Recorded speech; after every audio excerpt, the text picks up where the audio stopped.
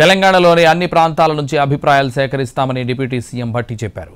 రాష్ట్ర వనరులు సంపద ప్రజలకే పంచుతామన్నారు. రైతు బంధు పేరుతో ఒకేసారి నిధులు విడుదల చేశామని గుర్తు చేశారు. ఇప్పటికే ప్రభుత్వం ఏర్పడిన తర్వాత రైతు బంధు పేరు మీద మేము నిధులు విడుదల చేసి అందరికీ ఒకటేసారి నిధులు విడుదల చేసి రైతాంగ సోదరులకి వారి అవసరం నిమిత్తం సమయానుకూలంగా రిలీజ్ చేసిన విషయం కూడా మీ అందరూ తెలిసిందే. ఈ రాష్ట్ర ప్రభుత్వం ఏర్పడిన తర్వాత మొట్టమొదటిసారిగా రేపు అంటే ఈ నెలలోనే రాష్ట్ర ప్రభుత్వ బడ్జెట్ కూడా ప్రవేశపెడతా ఉన్నాం.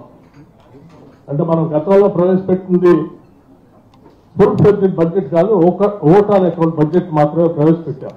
ఇప్పుడు కేంద్ర ప్రభుత్వం బడ్జెట్ ప్రవేశపెట్టిన తర్వాత ఆ బడ్జెట్ లో రాష్ట్ర ప్రభుత్వానికి వస్తున్నటువంటి వాటాని, అక్కడి నుంచి వస్తున్నటువంటి సెంట్రల్ స్పాన్సర్డ్ స్కీమ్స్ ని వాటన్నిటిని చూసిన తర్వాత రాష్ట్ర ప్రభుత్వం తరఫున ఫైనల్ గా ఒక బడ్జెట్ ని మొట్టమొదటిసారి పూర్తి స్థాయి బడ్జెట్ ని ప్రవేశపెట్టబోతా ఉన్నాం.